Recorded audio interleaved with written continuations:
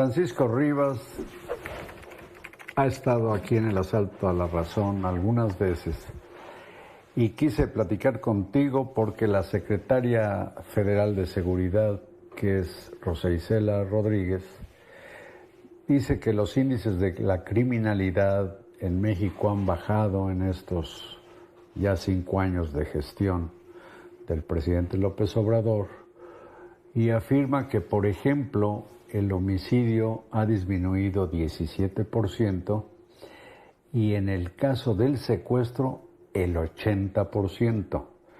Supongo que ustedes en el Observatorio Nacional Ciudadano tienen sus propias cifras y que pudieran ser otros datos. Efectivamente. A ver. Perdón, nada más quiero hacer una aclaración. Mi invitado está llegando de Ottawa, parece que se vino caminando. No, hombre. Y por lo mismo, yo también me quité el saco. Decías.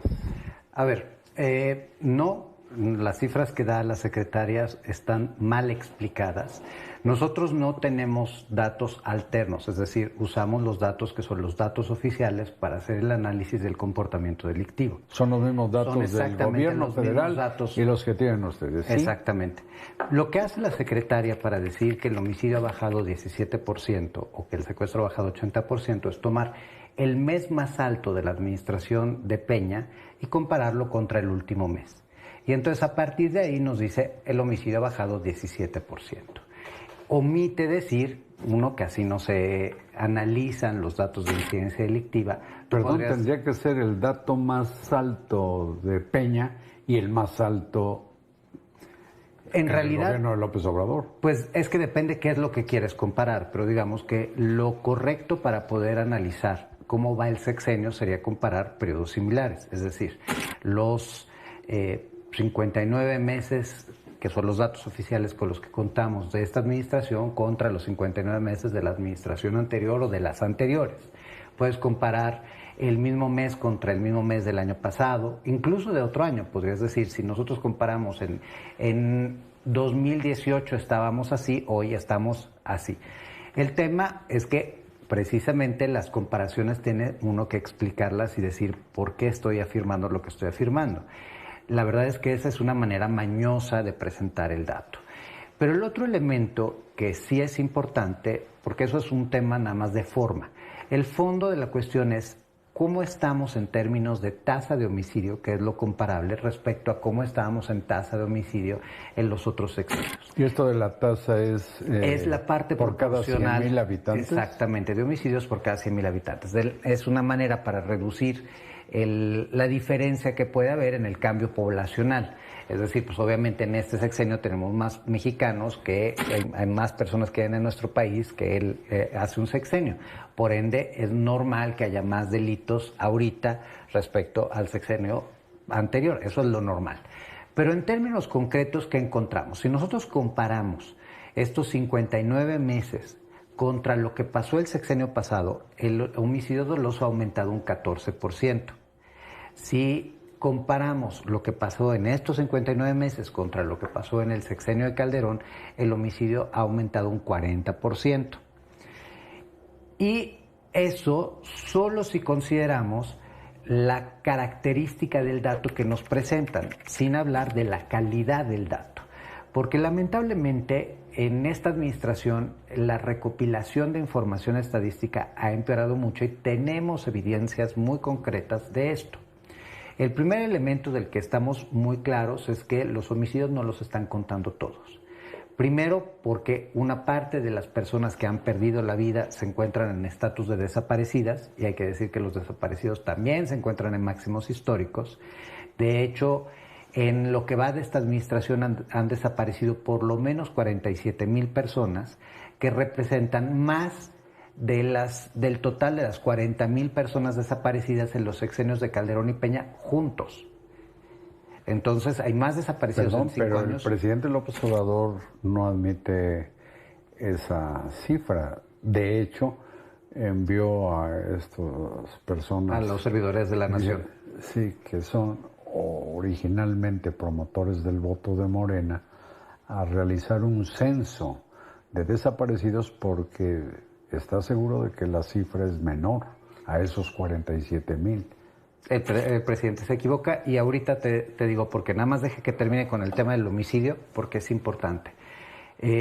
Nosotros hicimos solicitudes de transparencia porque si en el país en lo que va del sexenio se han encontrado más de 5,000 fosas clandestinas, pues deberían esas por lo menos 5,000 personas que se han encontrado en las fosas clandestinas, digo por lo menos 5,000 personas porque pueden ser muchas más, sabemos que hay casos como en las fosas de San Fernando encontradas en la época de Calderón, en donde eran centenares de personas desaparecidas que fueron localizadas ahí sin vida. Esas por lo menos 5,000 personas deberían estar reportadas, se debió haber iniciado una carpeta de investigación por homicidio doloso y pues no aparecen. Entonces quiere decir que los que encuentran entre los desaparecidos que ya han sido privados de la vida no están en la estadística de desaparecidos. Ha aumentado el número de personas. Es decir, en la estadística están los que son reportados por sus familiares como desaparecidos. Y pero si encuentran a la persona no sin vida, si encuentran a la persona sin vida, pues simple y sencillamente retiran se resta de los desaparecidos. Pero obviamente esa carpeta de investigación, se debería iniciar una carpeta de investigación por homicidio doloso, porque pues, si está una persona en una fosa clandestina... Y como no se hace la averiguación, no se sabe si se puede o no disminuir de la cantidad reportada. Exactamente. De hecho, en el tema de desaparecidos, si volteamos a ver cuántas personas han sido investigadas y sancionadas a partir de una carpeta de investigación por desaparecidos, tenemos prácticamente el 100% de impunidad. Si una persona desaparece en nuestro país, no se sabe quién fue. O sea, se encuentran los restos y no hay una averiguación para ver quién cometió el crimen. Exactamente. Y esto es brutal. De hecho, lo investigamos nosotros esta semana también. Hay otras publicaciones que han salido sobre el mismo tema. Han habido ejercicios de varias organizaciones sobre este tema que es muy importante poner sobre la mesa porque no se trata nada más de encontrar un cuerpo, se trata de darle acceso a la verdad y a la justicia a las víctimas. Y entonces, el cuerpo tiene que ser identificado. Y para ser identificado se requiere de una investigación de tipo criminalístico, criminológico. Lo primero es la revisión forense y para conocer si el ADN de esa persona corresponde con el ADN de algunas de las personas que se reportó como desaparecidas. Y después de ahí es por qué estaba esa persona ahí. Y entonces debe haber una investigación para ver si esta persona fue víctima de extorsión, fue víctima de secuestro, fue víctima de trata de personas, fue víctima de tráfico de personas, estaba involucrada en una actividad criminal y entonces pertenecía a algún grupo criminal y por ende hay que entender cómo está el comportamiento y los conflictos entre grupos para poder tomar decisiones. Particular que no tiene que ver nada con criminales. Exactamente.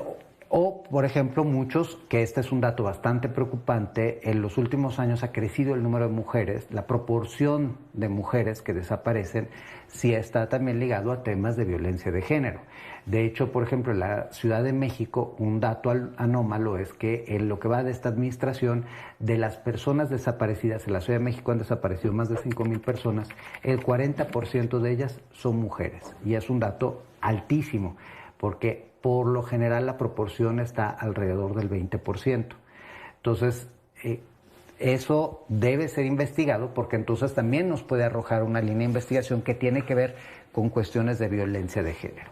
Entonces, primero, te digo, no están registrando en la base de homicidios a las personas desaparecidas y que encuentran y para las cuales no se inicia la carpeta de investigación. Segundo, ha crecido el número de personas que se encuentran, que clasifican como un homicidio culposo sin explicar si es derivado de un accidente o de algún tipo de otro comportamiento.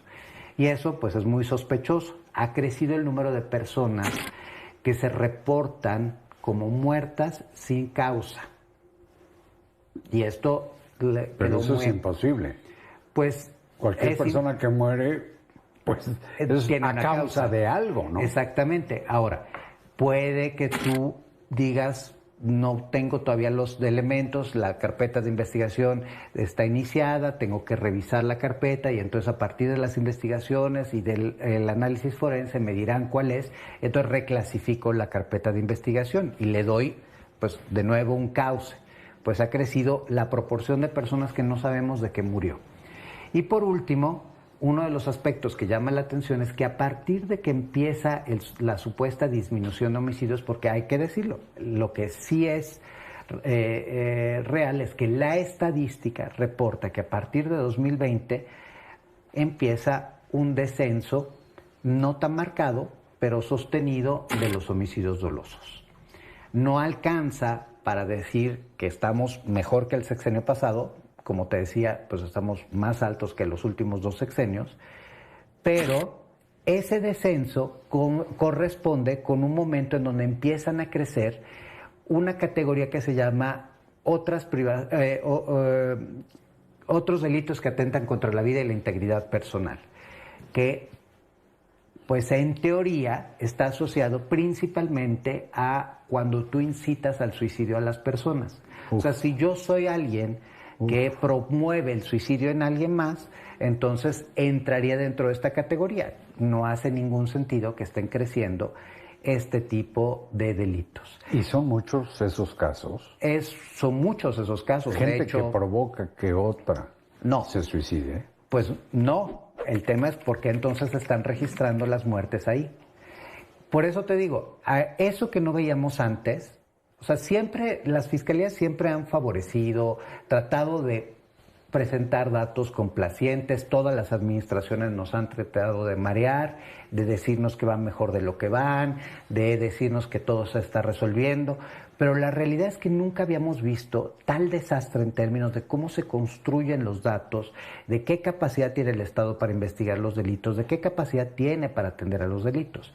Porque, regresando al tema de los desaparecidos, una de las cosas que también hemos tenido en el área de atención a víctimas del observatorio es un número muy importante de víctimas a las cuales les desaparece un ser querido y por más que van, hasta que no entramos nosotros y los apoyamos, no les inician una carpeta de investigación por desaparición de persona. Bueno, estamos escuchando a Francisco Rivas, director del Observatorio Nacional Ciudadano, que por cierto, pues me comentó hace un momento, pero ya lo platicará, cómo en Canadá están espantados por su índice de homicidios, que al parecer es infinitamente menor al que padece México. ¿Aguantas aquí? Con mucho gusto.